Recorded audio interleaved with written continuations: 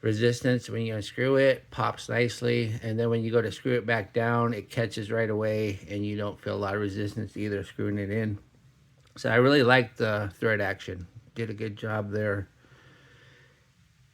Then we have a Dome Sapphire box crystal. It's a box crystal. It sticks up just a little bit. I don't, well, maybe some people would argue about whether or not it's a box or not.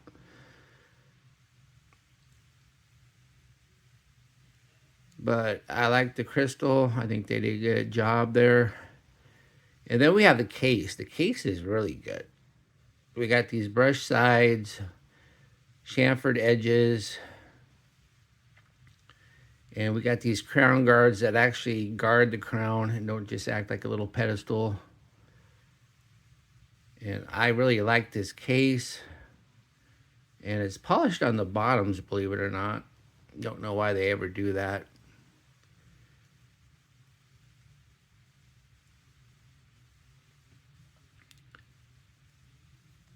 And then we have the case back.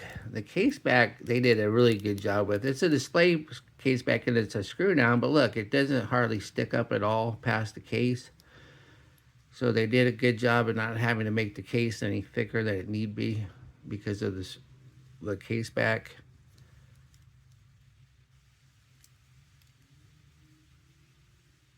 Then it says Pagani Design right there. And then it says water resistant, 100 meters right there. Then it says stainless steel, and it is stainless steel. And then we have the NH35 movement in the middle. The NH35 is your go-to movement in watches in this price range. It's a 24 joule 3 hertz movement that hand winds, hacks, and has a bidirectional rotor. And they're usually fairly accurate right off the shelf. And I don't think we're going to take a trip to the time grapher because this is a 3-year-old watch. And I just don't see any need. The NH35, it's a good movement, but it's not the most consistent movement in the world. And so when you get one of these from Pagani Design, your mileage may vary on the accuracy. But so far, I've had pretty good luck with them. I got the mesh bracelet because I just thought it looked most appropriate with the No Time to Die color. The bracelet does have quick release, so that's nice. And the mesh is fairly thick, so it doesn't feel cheap and flimsy. But unfortunately, though, we got this typical mesh bracelet clasp. They work fine. They're just a little awkward to use when you put them on and off.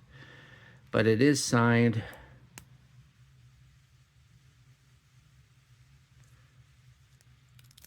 And you can get it on a Bond style NATO, or you can get it on a actual Seamaster style bracelet, or you can get it on a Tropic strap. But once again, if I ever got a real Seamaster Bond, I'd get one on the mesh bracelet. So that's why I got this one. Here's the watch on my 7.5-inch wrist. It looks nice. It wears nice. Seamasters are a little bit chunky, but this one sits nice and flat. And as you can see, I got another inch. I could let this out. So 8.5 would work with this bracelet. But no, I really like this watch. That's why I kept it. I've had this watch for almost 3 years now. And once again, my original intent was just to wear it to the movie when it finally came out and then sell it. But by the time the movie came out, I was attached to it. And here's the watch on a bracelet I just recently bought that has a deployment clasp. This one actually looks like the bracelet that comes with the real Omega. And the nice thing, having a deployment clasp makes it easier to take on and off. The bad thing, though, is because of these holes, it's harder to get the perfect fit, unlike the mesh bracelet where you can move the thing willy-nilly. But this does make it look more like the real No Time to Die. And once again, it's easier to take on and off. But as far as looks goes, it's not that much different looking. And here is the watch on a Bond NATO. Now, this is not the color of a Bond NATO you would get with the real Seamaster. And I don't have any of those, but I have a million of these black and gray ones. So this doesn't look great just because the color's wrong.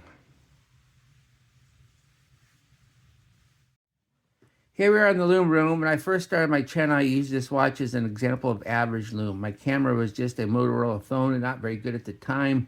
So I would use this watch as a comparison often. And if a watch had better loom than this, it was good loom. If it had worse loom than this, it was bad loom.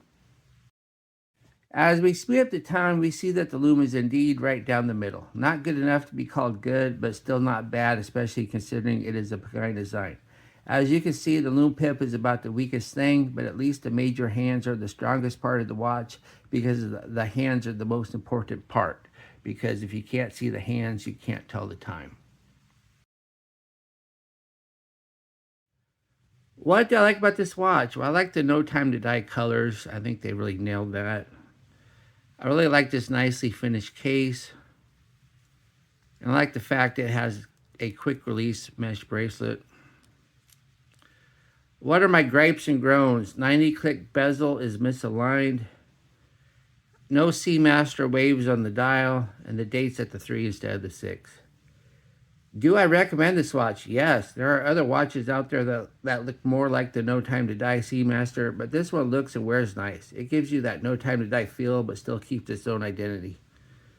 Well, thank you for watching my second review of the Pagani Design PD1667 No Time to Die homage. Be sure to like and subscribe to my channel, and be sure to join my channel if you would like to participate in the upcoming Members' Choice Watch vote.